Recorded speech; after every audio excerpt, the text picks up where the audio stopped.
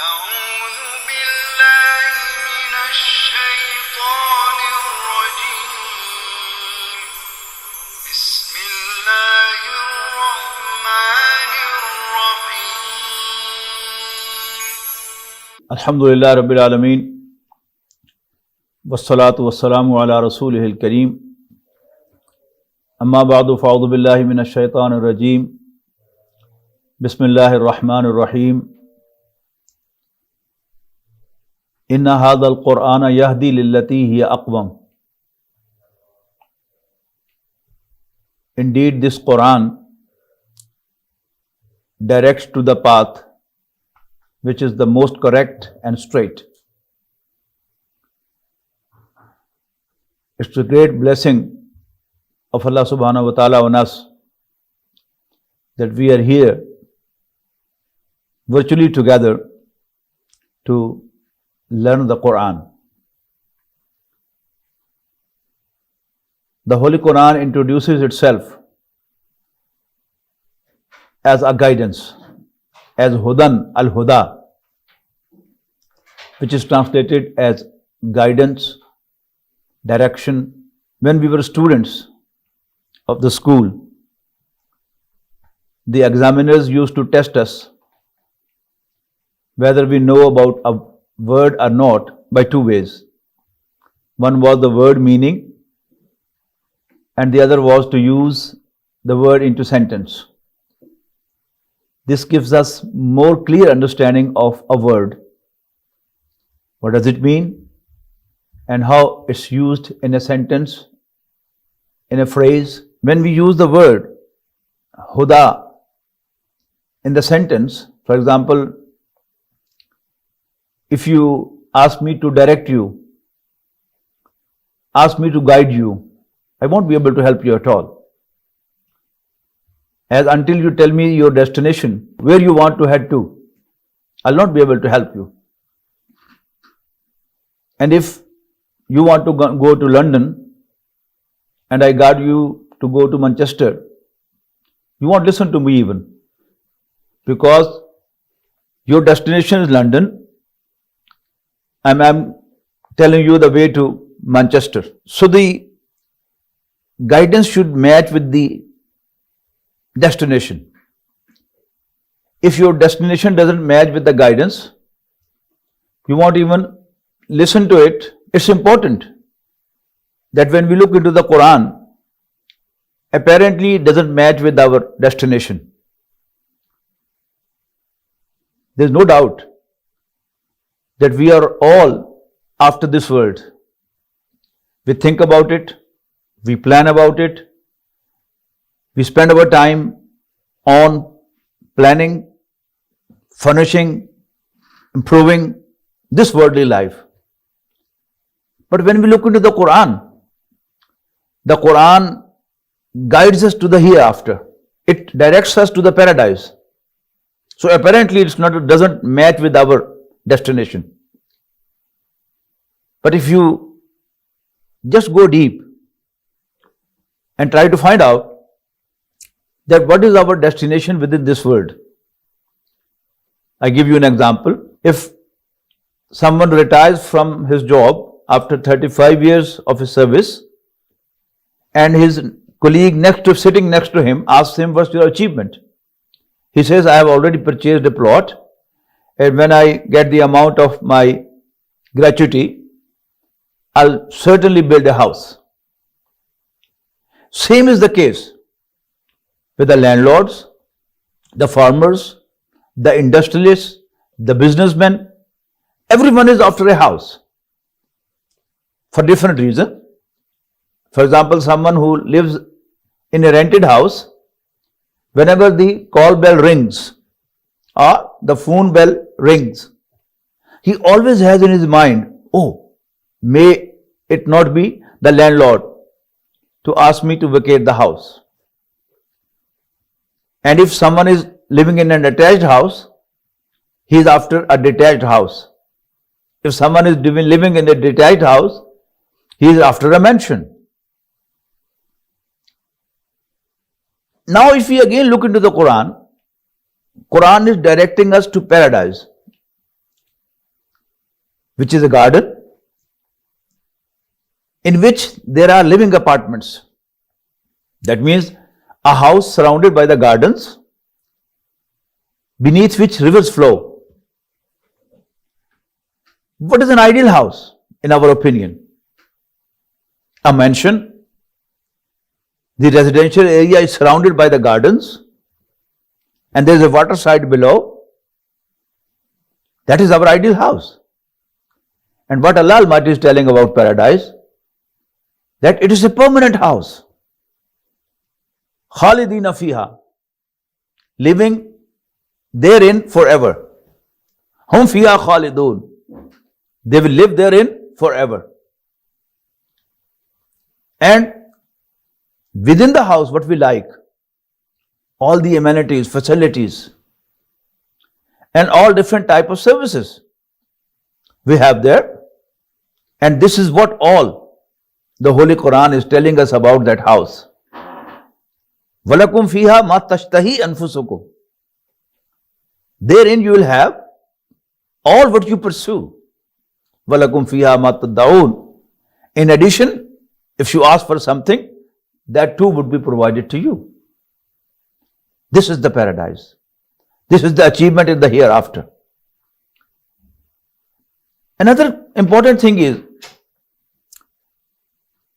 Quran has introduced itself as a guidance, as a direction.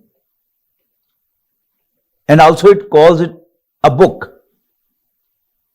Kitabun Hakimun. A wise book. When we think of the book, again we have many questions with reference to the Quran. What type of book is this? Because the books we are familiar with are textbook, a fiction, a novel, a book of history, a book of geography, a book of stories. What type of book is this? It's not a textbook, certainly, because in a textbook, a subject described once can be referred back in the later chapters, but it's not explained again and again. Whereas when we look into the Quran, one and the same subject has been described again and again and again. So it's not a textbook. Some people think it's a book of history. Indeed, there are historical facts described in the Quran, but they are not in the historical format. Those who think it's a book of geography, because a book of geography has its own terminology. The Quran may tell you about east and west, north or south, but it's not the geographical format in which the description you will find. Interestingly, some people think, especially the scientists, Muslim scientists, they sometimes assume, oh, this is a book of science. Great scientific facts have been described here.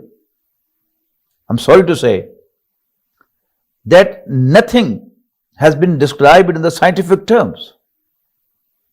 And mostly what we think are the scientific things described in the Quran. That's not a scientific knowledge. For example, many times it has been said that man was created from a drop, then from a clot, and then he was turned to a man. Who doesn't know that? Arabs. They used to have camels, goats, sheep, and their goats, sheep, and she-camels used to abort too. In earlier abortion, there was only blood coming out. Later on, clotted blood. Later on, unformed mass. And then a formed baby. They were used to deliver or they used to abort. So was the case of their own women. The miscarriage took place and the same was the order. an illiterate woman of a village. She just breaks an egg and she finds a red line in it. She just throws it away. So it's rotten. So it was not a new information about the mountains, about the earth, about the heavens. Allah Almighty has described that we created man in 3 layers. Who doesn't know that? The Arabs used to slay camels, goats, sheep. Didn't they know that there is an outer layer, then there are inner layers, and then you find the womb in which the child is produced? The important fact is that all ayat of this nature, of this type, they have a conclusion which we mostly miss. For example, in Surah Al-Qiyamah, it was said, Alam yakun nutfatan min maniyyin yumna ayahsabul insanu an yutraka suda. Does man think that he'll just be left unattended, unquestioned? Alam yakun nutfatan min maniyyin yumna. Wasn't he a drop of semen?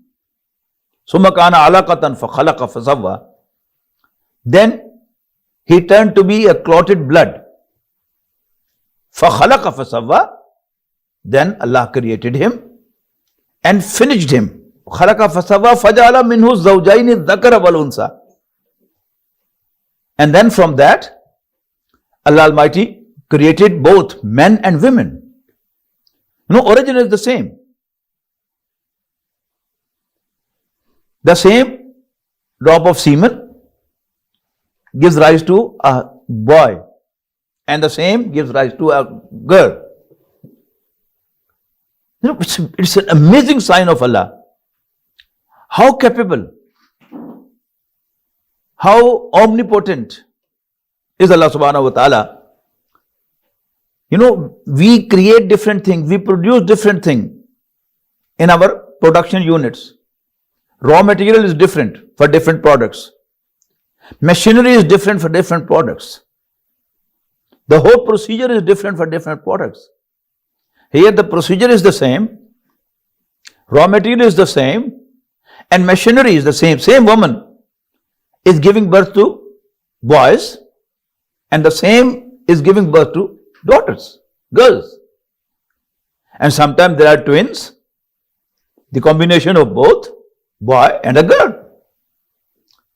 So the concluding thing is, Alaysa dhalika biqadirin ala yuhyi al-mauta. This is the direction of the Quran, this is the hidayat of the Quran, which I want to point out. That Alaysa dhalika is not that capable.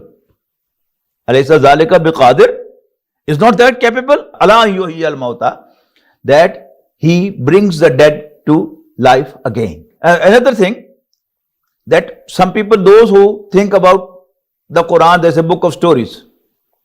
Yes, there are many stories in the Quran. But with the exception of one story, that is the story of Yusuf alayhi salam, all the stories are broken stories. They have been spread all around in the whole Quran. The same story you will find in Juz 1, part 1 of the Quran, and the same you will find in part 20, part 11, part 30, etc., etc. So they are broken stories. But again I would say, there is a direction through and through, which I'll inshallah mention later on. So it's not a book of stories, it's not a book of history, it's not a book of science. Sometimes you find that it looks like a fiction, only sometimes. Sometimes you find it's like a drama or movie. I give you the example of that. Though 2 surahs of the Quran, Surah Taha and Surah Qasas, look like that they are the biography of Sayyidina Musa alayhi salam. Although Musa alayhi salam is widely mentioned in the Quran. If you collect all the ayat on Musa alayhi salam and Bani Israel, probably they will form 2.5 or rather 3 ajza of the Quran, 3 paras of the Quran. But certainly 2 surahs can be considered as biography of Musa alayhi salam, Surah Al-Qasas and Surah Taha. The difference is that in Surah Al-Qasas, it's like a story. It starts from the beginning. That Pharaoh used to divide his people into 2, oppressing one sect and rising the other one.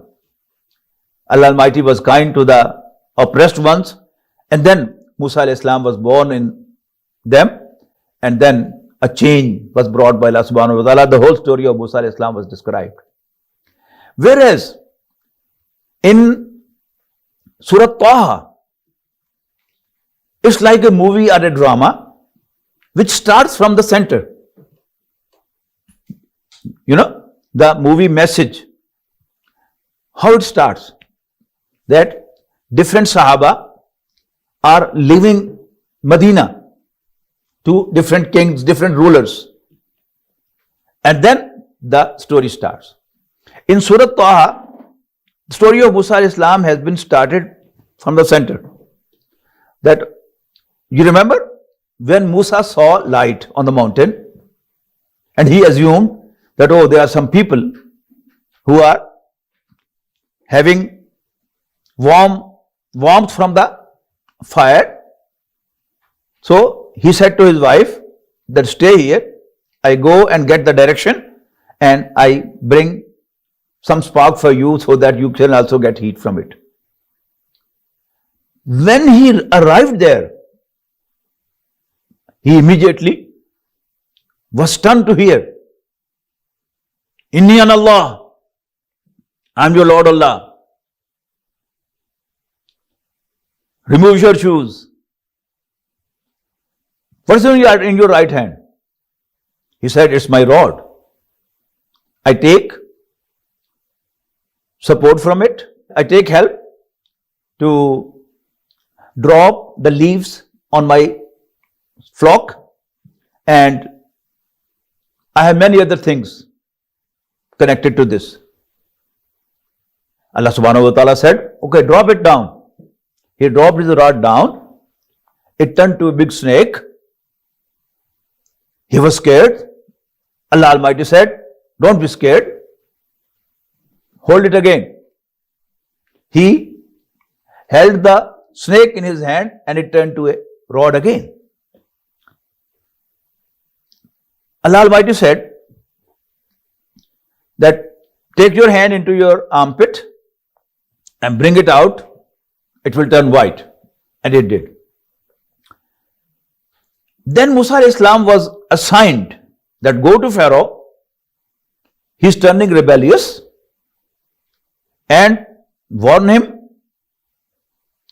and make him fear Allah. He said, okay. And also tell him that he should free the sons of Israel to let them go with you. Musa alayhi salam said that I have already killed a man from them, and the moment I will be in front of them, they are likely to kill me. Allah subhanahu wa ta'ala said, no problem. Musa alayhi salam said, okay, make my brother Harun also my vicegerent, my assistant. Allah subhanahu wa ta'ala, okay, your request is approved. And then he said, earlier on also, we did a favor to you when we asked your mother to drop you in the river. And now the story starts from the beginning. Right? Another important thing is, the guidance of the Quran is not in its tafsir. This is a very new thing probably you are coming across. Quran is not the book of knowledge. It's a book of guidance. It directs you to the paradise. It directs you to the hereafter. It directs you to the right path in a very subtle way, which you may not recognize. Now I give you a few examples. When we talk of guidance, we think about there will be directions, do this, do this, do this, do this, don't do this, don't do this, don't do this, don't do this. But when we open the Quran, it starts with Surah Al-Fatiha, followed by Surah Al-Baqarah, Alif Lam Mim Zalikal Kitabu La Raiba Fi Hudal Lil Muttaqin Alladhina Yu'minuna Bil Ghaib wa Yuqimuna As-Salata wa Mimma Razaqnahum Yunfiqun. There is no direction. It's only a description of the Muttaqin. But indirectly, you find a direction for you.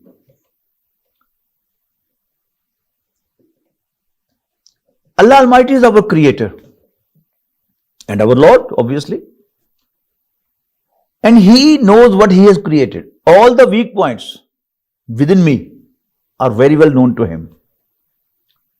He knows I forget. And for that reason, Allah Almighty has, as the physician prescribes you a medicine along with the dosage.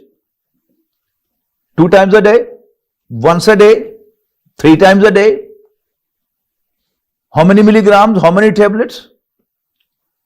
So Allah subhanahu wa ta'ala knows what we need. And Allah Almighty has brought in the Quran as per our need. For example, He knows we forget. We are living in this world, and the glittering manifestation of this world would certainly make us forget the hereafter, even though we believe in it. I'm talking about ourselves, we Muslims. We all believe in the hereafter, don't we? Yet we hardly remember Akhirah. We are after this world, this worldly life. So Allah Almighty has not let be any page in any text of the Quran, in any Musaf, without mentioning the Akhirah. At every page of the Quran, you will find Akhirah being mentioned. May it be directly or indirectly. From indirectly, I give you an example too. When Allah Almighty says, I am watching, Inna Allaha Alimun Khabir. Allah Almighty is knowing, watchful, aware. Inna Allah Basirum Bima Ta'malun. In these, what all you do, Allah is watching. It's not mere information. It's a warning. I remember when I was a student of 6th class, our teacher used to take the whole roll call and used to call the roll numbers or the names of the students, roll number 7, roll number 8, and then you used to say from above the glasses, I have seen you. And then roll number 10. What does it mean? If a boy makes a mischief, he just used to warn him that I have seen you, and after taking the roll call, I'll punish you. So when Allah Almighty says that I'm watching, I can see you what you're doing, it's not mere information, it's actually warning from Allah subhanahu wa ta'ala. Then different stories have been repeated again and again as per our need. For example, the story of Adam and Iblis. Adam alayhi salam and Iblis, Satan. It's one story. It once happened only. Allah Almighty has repeated this story after equal intervals. In Juz 1, the 4th section, وَإِذْ قَالَ رَبُّكَ لِلْمَلَائِكَةِ إِنِّي جَاعِلٌ فِي الْأَرْضِ خَلِيفَةً. Then after 7, in Juz 8, in Surah Al-Araf, وَلَقَدْ خَلَقْنَاكُمْ ثُمَّ صَوَّرْنَاكُمْ ثُمَّ قُلْنَا لِلْمَلَائِكَةِ اسْجُدُوا لِآدَمَ فَسَجَدُوا إِلَّا إِبْلِيسَ. Again, there is story of Adam and Iblis. Then you go further 6 ajza, and then Juz 14 In Surah Al-Hijr, you find the story again. Then in Juz 15, 16, both, there are glimpses of this story. In Surah Bani Israel, Surah Al-Isra, then one ayah in Surah Al-Kahf, and then a section in Surah Taha. This is Juz 16. Add 7 to this. Then in Juz 23, in Surah Saad, you find the story of Adam and Iblis again. If the people of my age, brothers and sisters of my age, are a bit younger to me, are senior to me, must remember that our elders, my father, my mother, and my elder senior brothers and sisters, they recall their mothers and sisters, their grandfathers, grandmothers, they used to recite from the Holy Quran daily after Fajr. After Fajr prayer, they used to open up the Quran and recite from the Quran very regularly. And most of the time, most of the people had a very good practice that they used to recite one complete juz of the Quran every day. Now, if someone recites from the Quran one juz every day, every week, he must go through the story of Adam and Iblis. The story of Adam and Satan is the story of two characters. One character is Adam and Eve, alayhim salam, and the other character is Satan. The character of Adam and Iblis is Allah's favorite character. And the character of Satan is Allah's condemned character. A'udhu billahi minash shaitanir rajeem. We say, whenever we recite from the Quran, I seek Allah's protection against a cursed, condemned shaitan. What's the difference between both of them?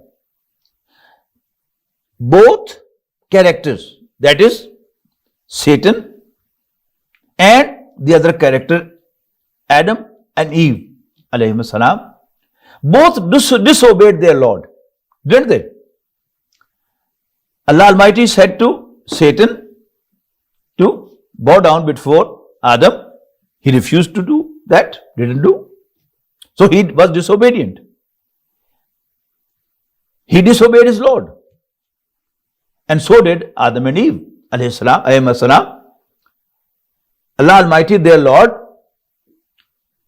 allowed them to enjoy freely all what was available in the paradise, in Jannah, with only one exception.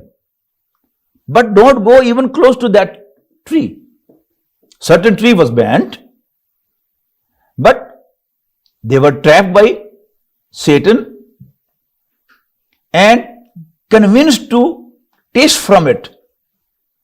And as soon as they tasted from it, they took from it, ate from it, enjoyed from it. Then Allah Almighty asked them for explanation. O Adam and Eve, Alam anhakuma an tilkum ash-shajara. Didn't I stop you from a certain tree? That one? وَأَقُلْ لَكُمَا إِنَّ الشَّيْطَانَ لَكُمَا عَدُوٌّ مُبِينٌ. And didn't I tell you that Satan is your open, clear enemy? Adam and Eve could also say, O our Lord, Satan has told us that you have created us for the earth. And one way or the other, sooner or later, you are going to throw us to the earth. But they didn't say that. They simply said, Rabbana zalamna anfusana wa illam taghfir lana wa tarhamna lanakunanna minal khasirin. O our Lord, indeed we wronged ourselves. We were unfair to ourselves. We did injustice to ourselves. And if you don't forgive us and don't treat us mercifully, lanakunanna minal khasirin, we would indeed be of those who face a loss. So both Adam and Eve as well as Satan disobeyed Allah. Both were asked for explanation. But one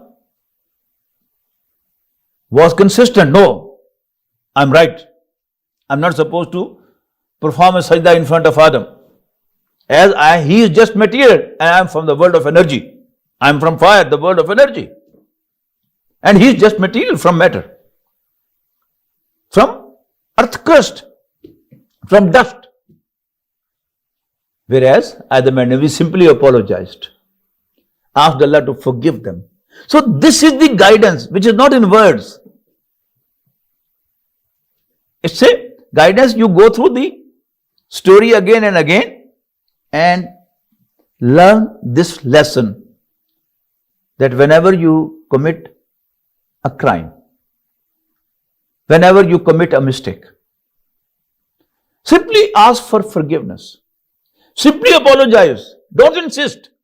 This is the lesson. Then we have stories of many messengers and prophets of Allah subhanahu wa ta'ala in the Quran. We have still 15 minutes and I can quote a few of them in front of you. We start from Nuh alayhi salam. Even in the story of Adam and Satan, there are many more lessons. Every time when you go through this story in the Quran, Allah Almighty will direct you to certain points which are the lessons of this story. We come to Nuh alayhi salam. One of our friends, he passed away, may Allah forgive him, used to say, a member of our organization, that we should not be after the people again and again.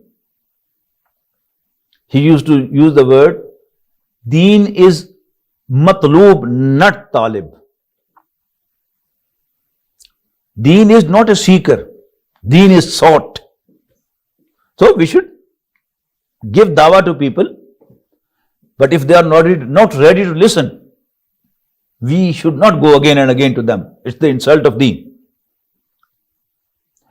Such a person, when reciting from the Quran, story of Nuh alayhi salam, he would find that Nuh alayhi salam did dawah, made tabligh for 950 years, when none was ready to listen to him. His own petition in Surat Nuh, Rabbi inni da'utu qawmi laylam wa nahara. My Lord, I called upon the people, I invited the people during the day and the night. Falam yazidhum du'ai illa firara. But my call, my dawah, my tabligh did not increase them, but to run away. So they all ran away. None of them listened to you except 3 of his sons only, or a few other Muslims who joined him. But yet, for 950 years, easy to say, but hard to imagine, he was continuously making his dawah, calling the people towards Allah. Then in the story of Nuh alayhi salam, there is a very beautiful expression that the chiefs of his people said to him, "Oh Nuh, you talk very nice. We like to listen to you. But our servants, the people of the lower class from our society, they are having good position in your gathering. We won't come to listen to you until you turn them away." Nuh alayhi salam said, "I can't do that." Now a man living in a big city has no idea what the class society is. In Hindu mythology,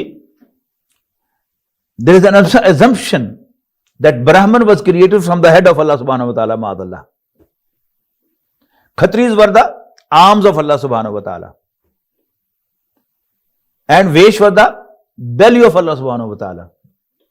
And the Shudras were the legs and feet of Allah subhanahu wa ta'ala. So the class society. And then even in Pakistan, in villages, there are Chaudhries and there are Kammis. The workers, the farmers, they are called working class, Kammis. And then there are Chaudhries. Now if you go to a village and make you could say a talk, arrange a talk there and then make a round to invite the people to that talk. And if you go to some Chaudhry, some chief, he would say, no, you should come to my dera, no, my place, and here you should make an address. What is in depth?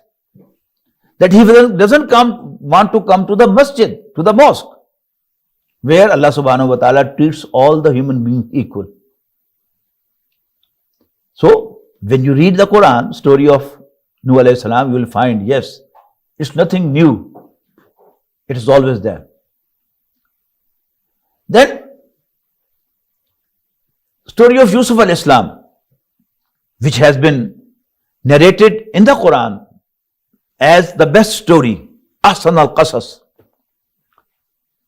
It has again many lessons. It starts from a family which have a step family, children of different mothers.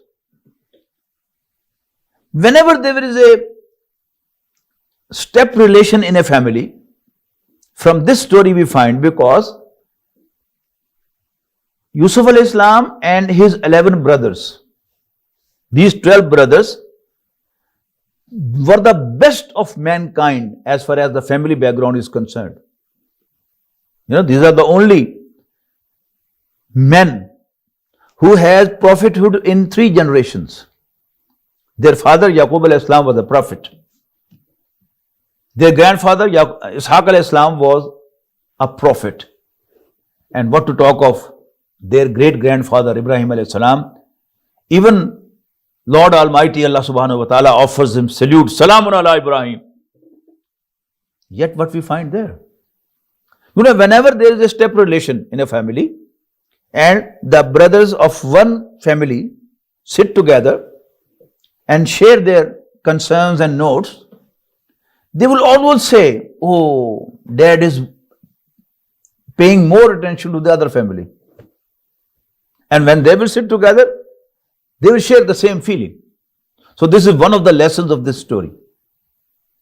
And if there is some hawk among them, he would certainly suggest that why not to kill them.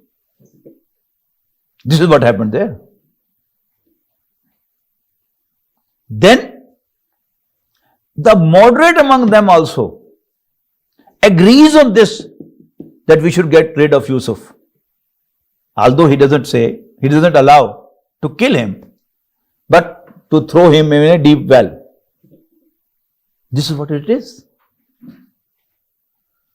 Then, in that story, Allah subhanahu wa ta'ala, actually, if you keep in mind, that the Holy Quran is a guide and direction for Rasulullah sallallahu alaihi wasallam in the first place. And then it is a guidance and direction for other people. Rasulullah sallallahu alaihi wasallam was given an assignment in the very early revelations that Ya ayyuhal muddathir qum fa'anzir wa rabbaka fakabbir. Glorify your Lord. Make your Lord great. And Rasulullah sallallahu alaihi wasallam very well understood that Allah Almighty is directing him to conquer Makkah and establish Allah's deen at Makkah, who is the capital town of the whole Arabian Peninsula. But apparently, here there were no signs that he can ever do that. Two stories in the Quran, I believe, are a direction for Rasulullah Sallallahu Alaihi Wasallam, a light of hope for Rasulullah Sallallahu Alaihi Wasallam, that don't worry, I can do anything I want. I don't need resources. I produce resources. And these two stories are story of Yusuf alayhi salam and story of Musa alayhi salam. Pharaoh decided to kill Musa even before his birth. And thousands of children were killed. But Allah Almighty make him grow in the house of Pharaoh, in the palace of Pharaoh. And Musa alayhi salam was victorious. And Pharaoh with all his forces was drowned in the sea. Same was the case in Yusuf alayhi salam. Yusuf alayhi salam's brothers decided to get rid of him by casting him to a deep well. But look, O Muhammad sallallahu alaihi wasallam, how we brought Yusuf's brother to him as beggars. This is what we do. In Surah Talaq it was said that man yattaqillaha yaj'al lahu makhrajan. Whoever fears Allah, Allah will make an exit, a way out for him. وَيَرْزُقْهُ مِنْ حَيْثُ لَا يَحْتَسِبْ, and would provide him from where he has never thought. وَمَنْ يَتَوَكَّلَ عَلَى اللَّهِ, and whoever depends on Allah, فَهُوَ حَسْبُهُ, Allah will himself become sufficient for him. إِنَّ اللَّهَ بَالِغُ أَمْرِهِ, indeed Allah is able to do what he wants to do. And furthermore, قَدْ جَعَلَ اللَّهُ لِكُلِّ شَيْءٍ قَدْرًا, Allah Ta'ala has predestined everything. So, all the stories of the Quran, another, I have 2-3 minutes more. If there is a nightclub going to be built in your neighborhood, or some obscene thing is going to happen, and you stand against it, assuming that you are helping the whole neighborhood, that their children don't go wrong. But it is just your assumption. People would not support you. As it was said to Lut alayhi salam, أَخْرِجُوهُمْ مِنْ قَرْيَتِكُمْ إِنَّهُمْ أُنَاسٌ يَتَطَهَّرُونَ. Throw them out of your town. Expel them from your town. They pose to be very pious people. Because if you do that, you will be astonished and you will be disappointed. Oh, what happened? Because you assume people would support you. But none is going to support you. But when after that you will recite from the Quran this story of Lut alayhi salam, you would find, oh yes, this is what is going to happen. No, there are two things. One is Waz Moiza. Oh, please don't cheat. Please don't be dishonest. Don't defraud. Don't do adultery. People would listen to you. They would cry. Tears would shed of their eyes. This is Waz. But if you want to do Nahi Anil Munkar, what is Nahi Anil Munkar? You simply, in a Waz, you are telling that don't cheat, don't defraud, don't do adultery. This is Waz. But you come to know in the next factory, next to yours, people make a product in your factory in the third world country, and then they are putting a label, made in Japan, made in USA, made in Germany.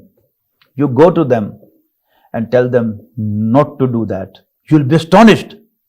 Your good friend, very nice to you, would be very harsh to you. And this is what Quran is telling about Shuaib alayhi salam, when he stopped the people from defrauding, adulteration. What he was said? This is our property. We have the right to do whatever we like to do with our property. Who are you to interfere? This is going to happen. So, our time is close. We are concluding that the Quran is a guidance. It's not a book of information. It's not the book of stories. There are some informations in the Quran. There are some stories in the Quran. Maybe there are scientific facts in the Quran. Maybe you get the information about the history of the Quran, about east and west. But its introduction is Al-Huda, the guidance. I stop it here. I pray to Allah subhanahu wa ta'ala that He blesses us with guidance. Akhiru dawana alhamdulillah rabbil alameen.